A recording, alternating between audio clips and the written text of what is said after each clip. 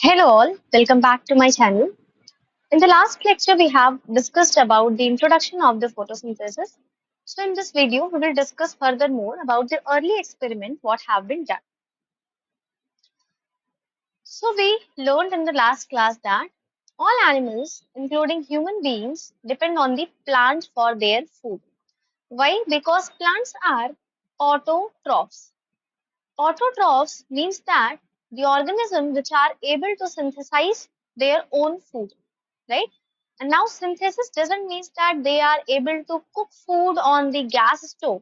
No, it means that they are able to convert the inorganic substances into the organic form. Okay, so that's why they are called as autotrophs. And all the animals and human beings are dependent on the plants for their food. Now, because all the animals and human beings are dependent, so they are called as heterotrophs. They are called as heterotrophs. Green plants make or synthesize the food they need through photosynthesis. So, photosynthesis is a process by which plants are making their food. The equation will be 6CO2 plus 12H2 will give rise to glucose, that is C6H12O6 plus 6O2 plus 6H2. This reaction is happening in the presence of sunlight and chlorophyll. So chlorophyll is a pigment present in plants. We will learn in detail about this pigment in the later classes. So this is the photosynthesis equation. Photosynthesis is important due to two reasons. The first reason is that it is the primary source of food, primary source of food on the earth, because all organisms are dependent on the plants and plants are autotrophs, right? And the second is the release of oxygen. Here you can see that oxygen is formed. So the oxygen which is formed in the photosynthesis has been used by the other organism for their breathing and respiration. So second importance is that release of oxygen. Okay.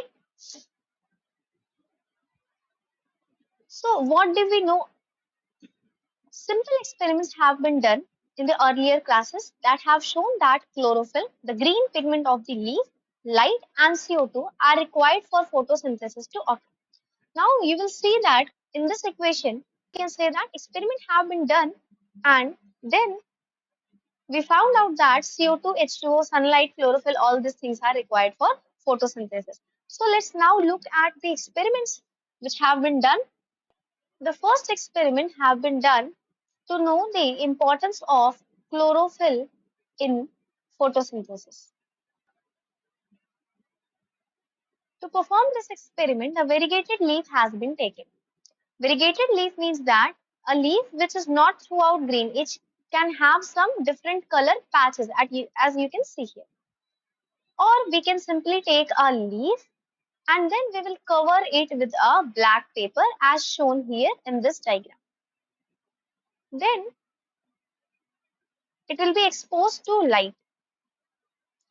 Now, when it is exposed to light means that now photosynthesis will be done, and after some time we will test for the presence of starch. Starch is the storage form of food in plants. So on testing this leaf for the presence of starch, it was clear that photosynthesis occurred only in the green part of the leaves in the presence of sunlight. Now, how we will test the starch? Iodine is a solution, iodine solution. When we will put a few drops of iodine on the leaves, so the part of the leaf where photosynthesis have been done, that will be turned out into blue-black color, blue-black color. That will show that starch has been synthesized in this region only. Okay.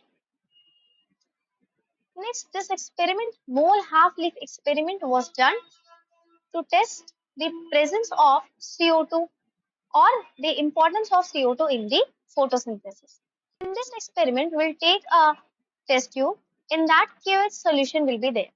So KOH will absorb all the CO2, absorb CO2.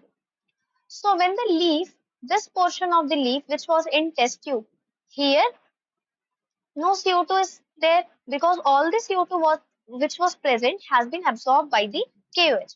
Now again we will test for the formation of starch.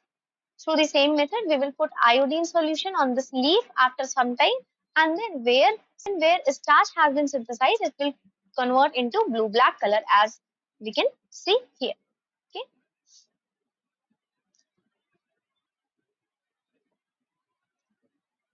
The next experiment was done by Joseph Priestley. In 1770, he performed a series of experiments that revealed the essential role of air in the growth of green plants. And later in 1774, he discovered oxygen. A candle burning in a closed space, a bell jar, soon get extinguished. So he took a bell jar and first in this bell jar he kept a candle. And he found out that this candle get extinguished after some time. Similarly, when he kept a mice in the bell jar, he found out that this mice also died after some time. So he concluded that a burning candle or an animal that breathed the air somehow damaged the air. Next, he kept a mint plant along with the candle and the mice. And then he found that mouse stayed alive, the candle continued to burn, and mint plant was also there. So, based on the experiment, he hypothesized that plant restore to the air whatever breathing animal and breathing candle remove. Means that he said that something in the air was there, what was taken by this candle and this mice. When it get completed, then the candle stopped burning and this mice also died. But when he kept plant, so he said that plant is giving back to the air whatever this burning candle and this mice was taking from the air. Okay. The next experiment was done by Jan Ingenhouse. He did an experiment on the aquatic plant. So when he observed a green plant which was in water, okay, and in the sunlight, some small bubbles were coming out from this plant. But in dark, these plants were not giving any kind of bubble. Okay. Later, he identified that this bubble is oxygen. This bubble is oxygen. And he also showed that only the green part of the plant could release the oxygen. So he told us the importance of light in the photosynthesis, and oxygen is being released from the green part of the plants. The next experiment was done by Julius von Sack, 1854, provided the evidence of production of glucose. Now, photosynthesis is happening, but what was the product? What was forming? Okay, so that was glucose. Glucose is usually stored as starch, and later studies showed that the green substance in the plant is located in the special bodies within the plant. So now we know that chlorophyll is present inside the chloroplast, but at that time it was not known. So simply the experiment or his study showed that the green substance in the plant is inside the special bodies. And he found that the green parts in the plant where glucose is made, and that the glucose is usually stored in the form of starch. So first thing came out that glucose is being synthesized during photosynthesis. Second, starch is the storage form. And third, that the green substance is stored in the special bodies, right? Special bodies. This green substance today we know it as chlorophyll, and the special body today we know it as chloroplast. The next experiment was done by T. W. Engelmann. He used a prism. So what? A prism is a thing through which when we will pass the light, it will split into the components. Suppose this is a light we are giving. So when it will pass through this prism, it will split into the components of light. The seven color Vibgyor, right? So it will convert into those seven colors. So he used a prism, and the other side he kept in a petri dish, he kept cladophora, a green alga cladophora. So I'll make it with a green color. So he kept a cladophora. Okay, cladophora. And he kept the suspension of aerobic bacteria. So along with cladophora in this suspension, there was some aerobic bacteria. Yellow is not visible, right? We change it to red. Suppose these are the aerobic bacteria. Now, the bacteria were used to detect the site of O2 evolution because they are aerobic bacteria. So, wherever more oxygen will be produced, these aerobic bacteria will accumulate on that site. So, he observed that bacteria accumulated mainly. So, he observed that the bacteria accumulated mainly in the region of blue and red light of the split spectrum. So, where the red light was falling, suppose in this place, if red light was falling, so many aerobic bacteria accumulated here, and where the blue light was falling on, there all this bacteria got accumulated. So, this experiment is telling us that in the red and blue region of the light, the rate of photosynthesis is maximum. So, a first action spectrum of photosynthesis was thus described. It resembled roughly to the absorption spectrum of chlorophyll A and B. Now, there two terms came, action spectrum and absorption spectrum. Let us learn what is this. Now, absorption spectrum. So, something is being absorbed, right? And action spectrum means some related to some action. So, absorption spectrum means that it is a graph. It is a graph representing the amount of light which is being absorbed by the chlorophyll. See, chlorophyll is a pigment. There are multiple type of chlorophyll, A, B, C, D, E, like that. Okay. So, majorly chlorophyll A is a major pigment. In what wavelength of light this chlorophyll A is able to absorb the light? Okay, that will be called as absorption spectrum. Action spectrum means that the graph which is showing us that in what wavelength of light the rate of photosynthesis is maximum. The rate of photosynthesis is maximum. In which wavelength of light? That will be called as action spectrum. In the later classes, we will see the graph also is given in our book. So till now, this is clear. So if you have any doubt or if you want to say something, kindly comment down below so that I will get to know. Okay.